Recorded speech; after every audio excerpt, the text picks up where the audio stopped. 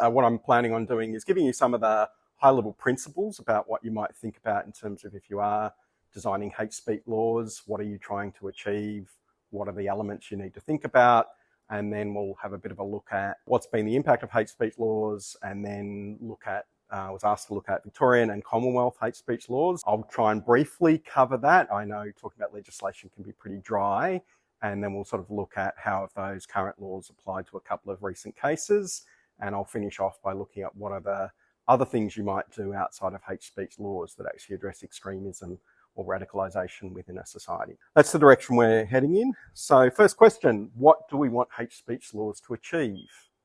Any suggestions? Why would you want them? Social cohesion, stop incitement. I've given you some here. Prevent incitement to hatred, discrimination, violence, or psychological harm. How many people would agree that that should be an objective? Okay, all right. Prevent harm to people being targeted. Yeah, there's agreement on that one. Punish people for unacceptable things they say. So this is sort of a punitive view of how the justice system might work. Impose a particular worldview or ideology across society.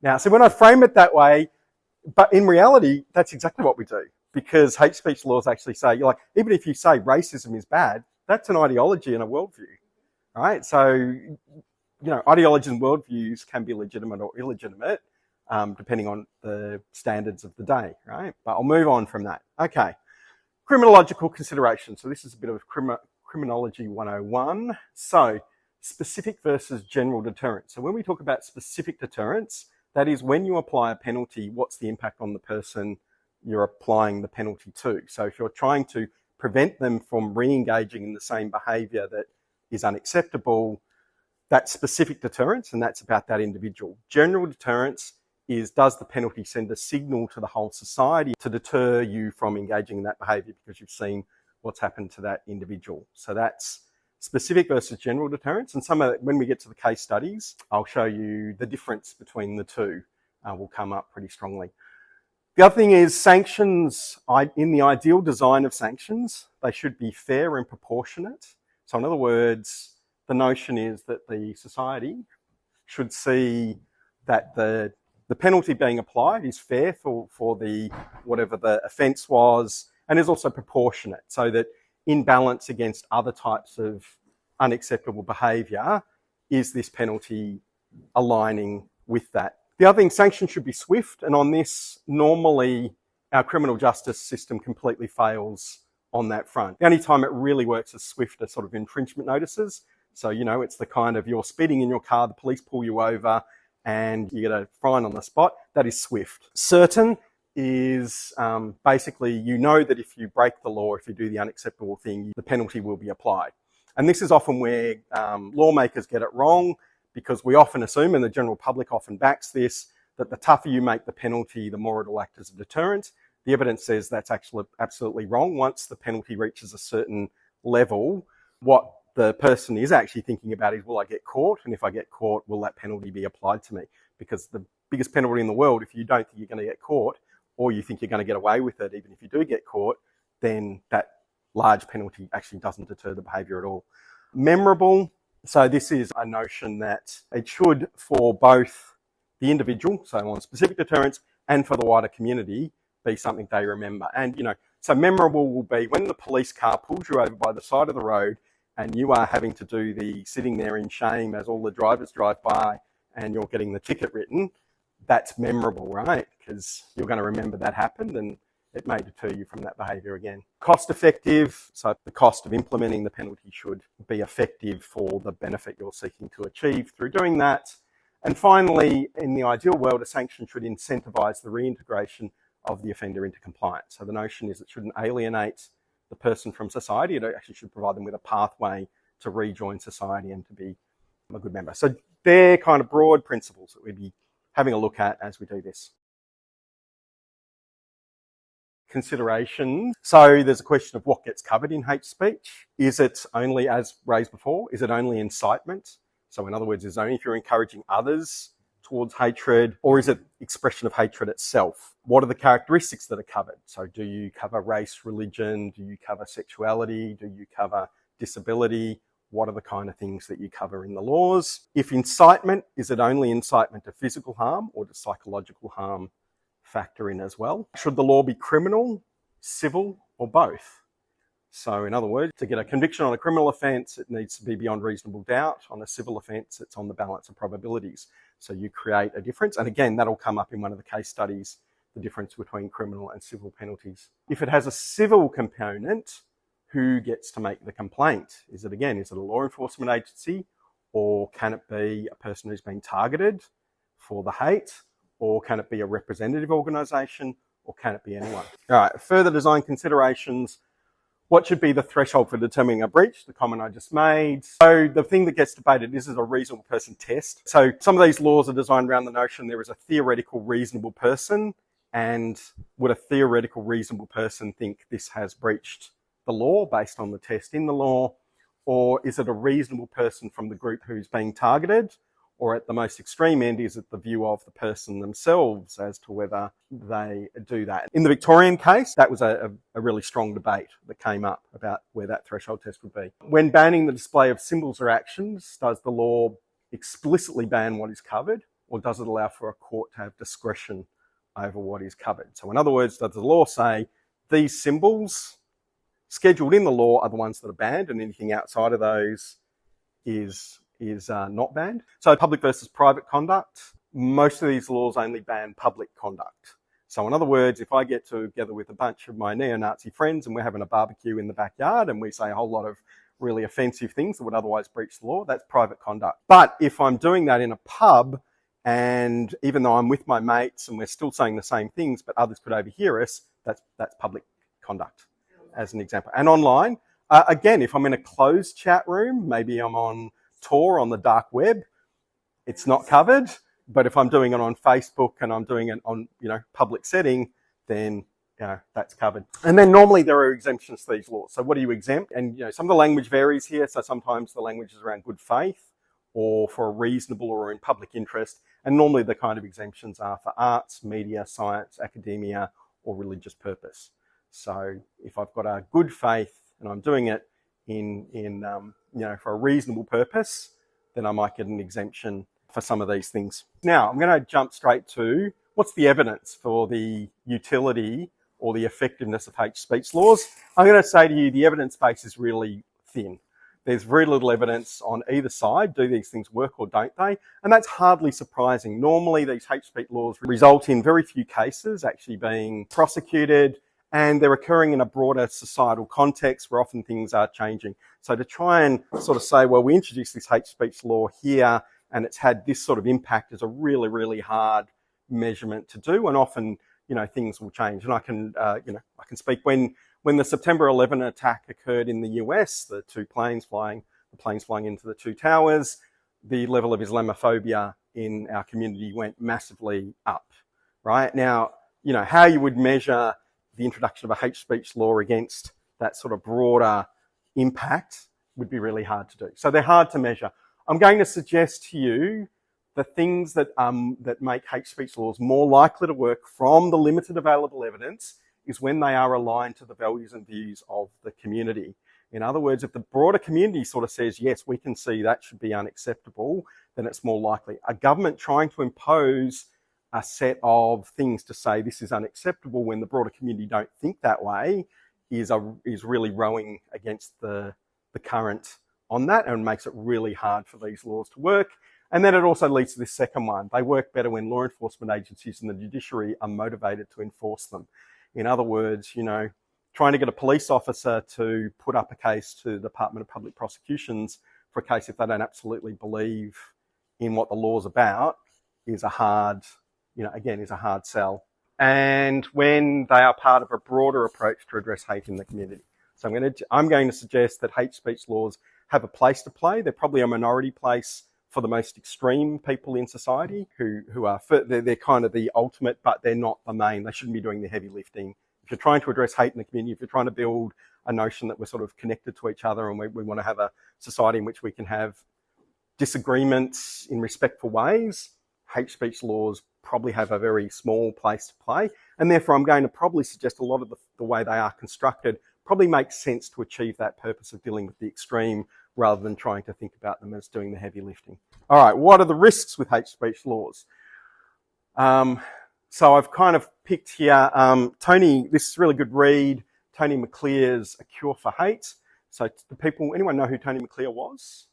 Okay, so Tony McClere was a leader of a white supremacist movement in Canada. So he engaged in anti-Semitism, he carried out violent attacks against people from the LGBTQI community. So he's got a really fascinating story. So his book is about how he got into that sort of white supremacist movement, and then what was the pathway to exit out of that. And once he'd exited out of it, he was part of setting up an organisation called Life After Hate. But in his book, he argues when he was in the movement, they loved hate speech laws because it gave them an opportunity to create more publicity. So he'd say, we'd go and we'd leaflet cars in a street, and we that would have very limited impact. But if you could get the media to come and run a story about the fact you'd leafleted and it was against the law, then, that gave you huge amounts of coverage. So that was kind of his thinking. So the concern there is about, does it create martyrs? Does it increase publicity? Does that lead to more donations on recruits for the targeted organisational network? So that's a potential danger. And the other danger there is backlash. So increasing prejudice against the group the law is seeking to benefit or protect. So in other words, a case gets run, and because it doesn't have that broader community backing to actually say, yes, this is reasonable, it allows those who actually have breached the law to make the case that, look, we told you these people actually control the media and they control the laws and they control our government. So they make those kind of arguments, and if that resonates, then that backlash can actually have more impact on the targeted group. So that's a very legitimate concern. All right, let's jump into a couple of case studies.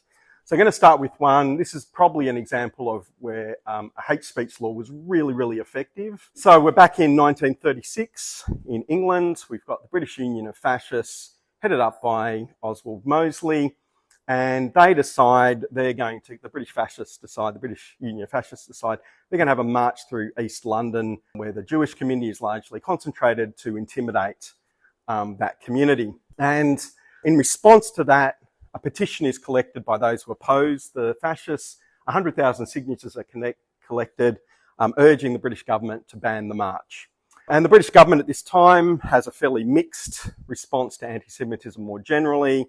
So their response to that petition is to provide 6,000 to 10,000 police to assist the 3,000 fascists being able to march through East London. And in response to that, somewhere between, and the estimates, like I'm giving you the broad range of estimates here, somewhere between 100,000 to 500,000 socialist, communist, Jews, and any other people who are against fascists turn up in East London to block the march. So on the 4th of October 1936, the 6,000 to 10,000 police try to force their way through this enormous group of resistors and fail. So the fascists don't get to march through East London, and there are still, my understanding is there are still households in East London that have police helmets that were taken off police officers as part of that battle. But the downside of this, and this is a really good example of backlash, because the march was stopped, it actually created sympathy from a certain segment in the British population, and within a week, 2,000 new recruits had joined the British Union of Fascists as a result. So they almost doubled in size as a result of the Battle of Cable Street. And on the 10th of October, the people who'd opposed the march had a big celebration gathering, and some fascists turned up, and there was another little battle. But while that battle was going on, some other fascists entered Mile End, and they carried out what became known as the Mile End pogrom. So they attacked Jews, they smashed the windows of Jewish businesses, Jews were thrown through windows as a result of that. And this time it was the fascists who suffered the backlash, because the Mile End pogrom caused the British Parliament to finally act. The British government acted, and they introduced the Public Order Act of 1936, which came into force on the 1st of January 1937. And it effectively worked as a hate speech law, because the main thing it actually did was it banned the wearing of uniforms in public. Now, for British fascists, not being able to wear a uniform appeared to be very tied to their identity, and their recruitment completely dropped off, and their membership died as a result of this Public Order Act. So simply banning the uniforms actually resulted in quite a significant impact. And of course, by 1939, when the Second World War breaks out, it's certainly seen as treasonous to be a fascist. All right, second case study I'm going to give you is Catch the Fire Ministries. Now, the results on this one are a lot more mixed. So Catch the Fire Ministries, they were a Christian group here in Melbourne. They held a seminar. They published stuff on their website and their newsletter, which was Islamophobic. That was the finding of the courts. We did some work on this. So we went through the transcript of they helpfully published the transcript of what that actually said. And we actually worked with the B'nai B'rith Anti-Defamation Commission. Danny Ben Moshe was the head at that time, and there was a lot of collaboration between the Jewish, Muslim and Christian community at that stage. And we actually drafted up a report where we compared what was said in the seminar to anti-Semitic sayings in the late 1800s.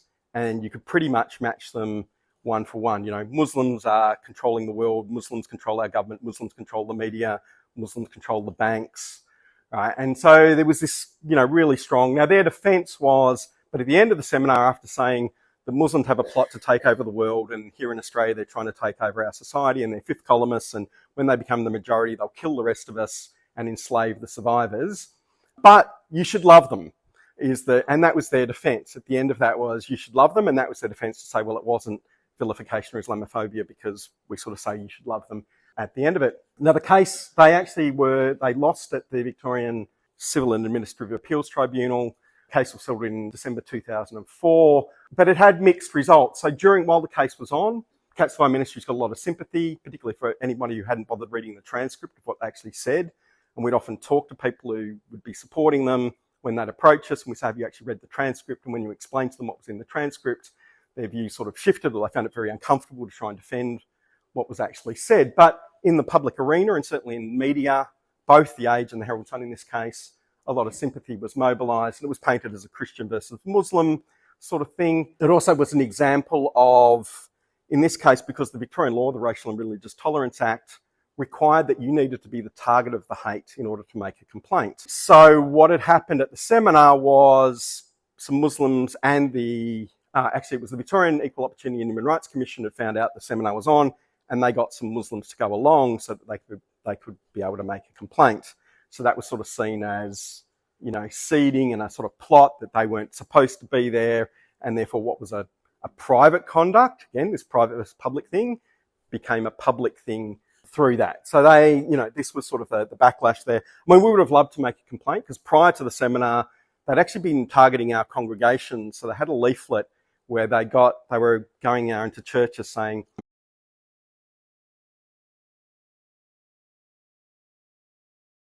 bottle shops and brothels in your local area, and bring the map back to church, and then you should pray for God to pull down these strongholds of Satan, right? Which we found, deeply disturbing, and we're very worried that, somebody who may not be all that stable decides God needs a little bit of a hand with a Molotov cocktail. So some real concerns about that.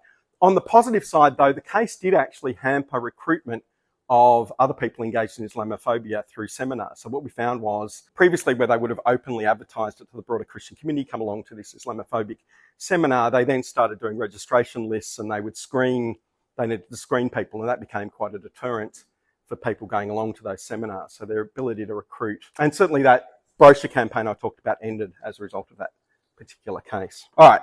Now I'm going to try and keep this relatively brief. So we'll have a bit of a walk through the different laws. So I have mentioned the first hate law in Victoria was the Racial and Religious Tolerance Act, 2001. It covered religion and race. It had both a civil and a criminal offence component, but the criminal offence, actually up until recently, it was never used. I can think now there has been one, and we'll touch on it, there's one case where it got used unsuccessfully. So most of the cases were civil. In fact, all the cases were civil, only impacted people. So as I said, all their representative organisation could use the civil complaints. It largely focused on conciliation. So it had a main focus of this act was to say, you're the offended party, and the Victorian Equal Opportunity and Human Rights Commission tries to get you together with the offending party, and you try and talk it through and resolve it. And a lot of things were resolved at that level. There was quite a lot of misconceived complaints as well. Somebody made an insulting comment over you're having a fight with a neighbour over a fence, and one of the parties makes a really racist comment. Well, that wouldn't breach the act, so it's not covered in that. The Catch the Fire Ministries case was brought under this act. So the seminar that promoted Islamophobia, that was incitement because it was done to an audience and it was basically inciting fear and hatred towards Muslims. So that Racial and Religious Tolerance Act has now been repealed, in part because the communities who were being targeted said effectively the thresholds were so high and very few cases were brought. So the government in more recent times, and particularly because of the debate around anti-Semitism that has been in our media, so the new law that was introduced, Justice Legislation Amendment, Anti-Vilification Social Cohesion Act of 2025. So it now, as you can see, it covers a much wider category of different characteristics that people might have based on disability, gender identity, race, religious belief, sex characteristics, and sexual orientation. It also covers hate speech directed at a person with the above characteristics. So incitement is no longer a necessary test here. So it can simply be hate speech that is directed. It has both civil and criminal offences attached to it. And and this is where the debate came into the Victorian Parliament. So there was a debate between should it be a reasonable person test or a reasonable person from the affected group. And to give you both sides of that debate, so the people who argue for the reasonable person test says, yeah, but look, some of these communities might be super sensitive or have, odd sort of things about them. So a reasonable person from that community can still be an oddball who's going to make complaints about things that are unreasonable, right? And that's the sort of fear. You particularly get this from some of the more conservative Christian groups who sort of say, well, people in the LGBTQI community are going to come after us, and simply because we read the Bible, they're going to make complaints about this. There's no evidence that happens, but that is the kind of argument they make. On the flip side, the targeted group test sort of says, if you're a survivor of the Holocaust and you're subjected to anti-Semitism, the impact on you as being a reasonable survivor of the Holocaust should be taken into account rather than a judge having to assume what a reasonable person who's not a survivor of the Holocaust might think is unreasonable anti-Semitism. Again, this only covers public conduct, but includes online public spaces. So again, it's that public versus private. Criminal offences cover incitement and threatening physical harm. So again, that physical versus psychological harm thing kicks in. Incitement kicks in there. And again, the exemptions are the ones I outlined. So it's got all those exemptions for all those different categories that I talked about before. Victoria, and sorry, I've got, for those who didn't pick it up, if you want it later, this is a sort of description of the law from the Victorian government, 2 pages. And this next one is on the Nazi symbol one, which again, there's a couple of pages here. Well, this is an interesting debate. So does a sermon in a place of worship, is that public conduct or private conduct? And it's a debatable point. It comes up in one of the cases I'm about to enter into. But reasonable in this case, so what would be a reasonable good faith purpose? So let's say I'm giving a sermon about what the biblical text says on sexual orientation. I want to explore what the biblical text says in that, and I'm exploring it from a reasonable religious perspective about what's that text actually saying, but I'm not using it to push a particular hateful agenda. But that's a grey zone. So prohibited group, so you can be a prohibited group, you engage or insist in hate crimes, the group advocates for hate crimes. The prohibition is necessary to protect all or part of the Australian community against social, psychological, physical or economic harm. So again, to prohibit these hate groups, the Director General of Security must recommend the listing, and the Attorney General has to approve the listing. So there's some safeguards there around the ability of government. Now, you might say, well, will the Director General of Security and the Attorney General get together to conspire to prohibit a lot of groups? So far, the evidence for that is pretty unlikely. The offences relating to, once a group is prohibited, these are all the offences. So if you're a member of the group, if you direct the activities of the group, if you recruit for the group, if you train or be trained by the group, if you raise funds for the group, or if you provide any support to the group, they're all criminal offences once a group is prohibited. So it's pretty broad. The criminal code was amended. The amendment came through in 2025. So that was pre-Bondi. And it only relates to physical harm. So it's incitement to physical harm, not to psychological harm. And then what happens, so you then get this one, the criminal and migration laws. All right, so that's 2026. And as part of being able to prohibit a group, if that group is causing psychological harm and the prohibition is necessary to protect against that psychological harm, it can be a prohibited group. And it's also covered at the federal level, and we'll get to that, under the Racial Discrimination Act, psychological harm also comes in. So there are only 2 groups that have been prohibited. So the first is an Islamic group that promotes a international caliphates and is seen to sort of promote hatred as part of its activities. And so it's got listed, and then White Australia got listed in May. All right, Racial Discrimination Act. So federal section 18C, unlawful to do an act that is reasonably likely to offend, insult, humiliate or intimidate somebody because of their race or ethnicity. So really narrowly targeted on race and ethnicity. All right, and section 18D provides exemptions similar to the previous ones. This law is administered by the Australian Human Rights Commission. An example of a case that was brought here was first person, Indigenous person, Aboriginal person working for a government department as a maintenance worker. His supervisor would call him all sorts of racist slurs. He would tell him all the time that Aboriginal people are useless and lazy. The worker in question tried to raise the complaint further up in the organisation, but it didn't manage to get too high. And he was told that was just part of the acceptable behaviour within the department towards this person. So that case ended up being settled with the government department, who provided the first person worker with an apology, and he was paid $45,000 as a settlement in compensation for that. So that gives you a sense. 18C became, and again, this is an example where the Christian, Muslim and Jewish community all came together.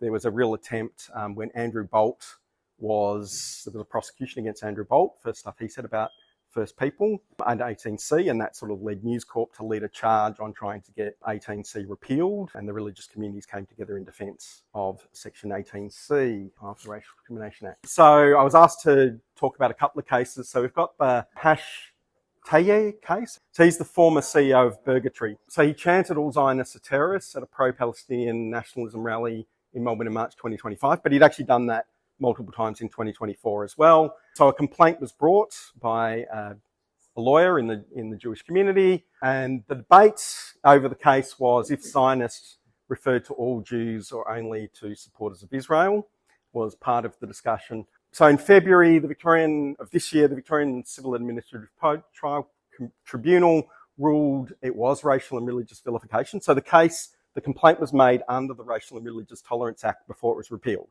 So it managed to slip in under that, and it was a successful case in this case. And in June 2026, he was ordered to pay $10,000 to the complainant in damages. But he has said he is a bankrupt, having left Burgertree, so whether he will end up paying up. At the same time, he is pursuing a case against the police for compensation, which I'll come to in a moment, so he may get some money that way.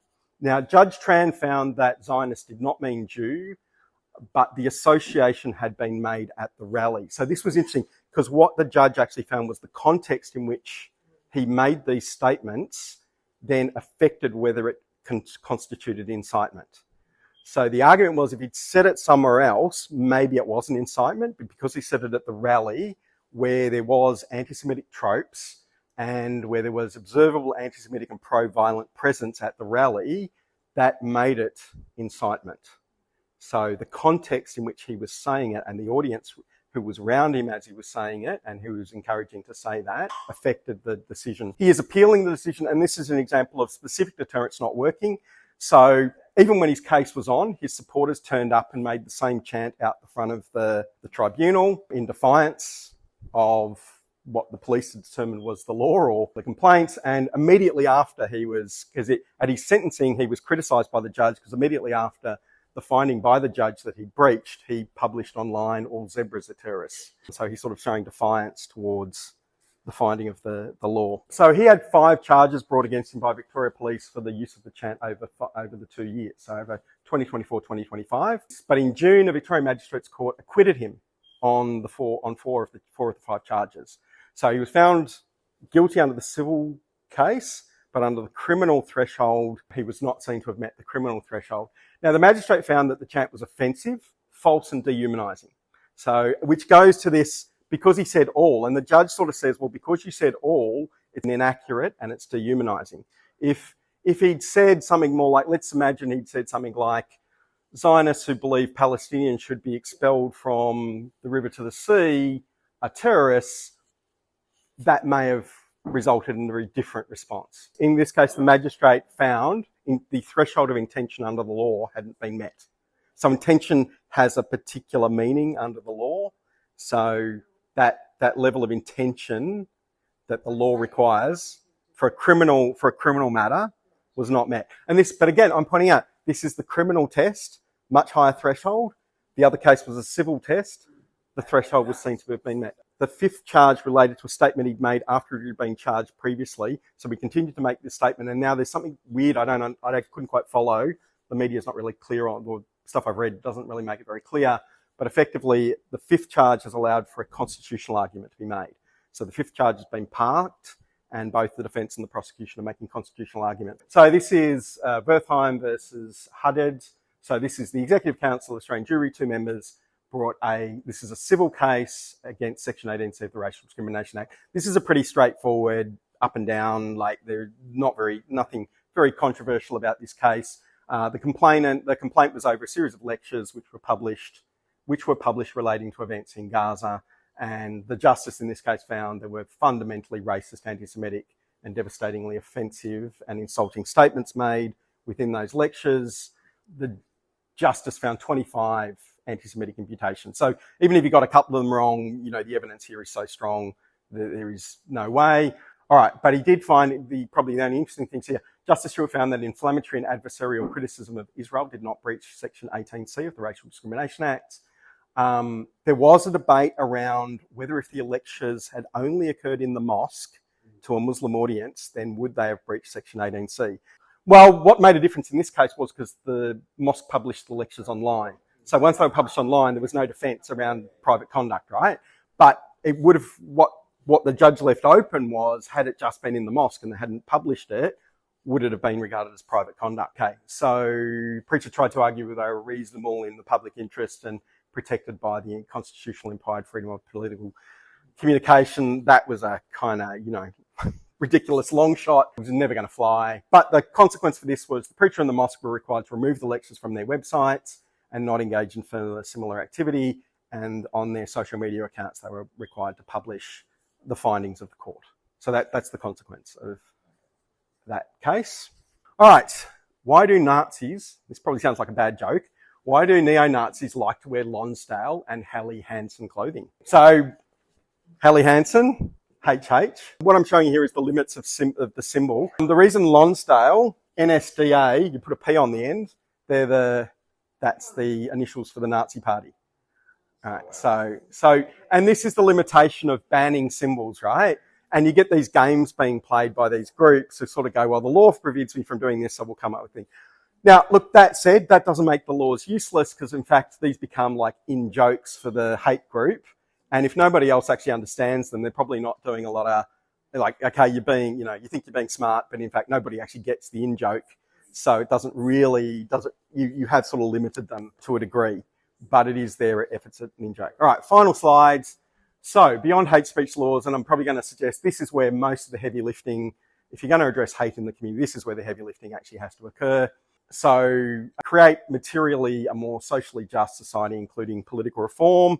Really good book on this. I'm going to recommend Dan Ariely. So Dan Ariely is a Jewish behavioural economist. He was targeted by extremists online in a COVID conspiracy theory, which is the source of this book, because he's Jewish, and he also, as a teenager, he had an accident that means he's got scarring on half his face, so he sort of looks like a Bond villain in his photographs, and he makes that comment, I think, himself, so he becomes an easy target for this. But he's written this book, Misbelief, which is sort of, he's looking at what are the social drivers that actually cause people to go into these sort of extremist places. And I've brought a few books here, Democracy Rules and The Tyranny of Merit, which is talking about how people are being alienated within our political system, particularly because of wealth and less say. So greater support for people at risk.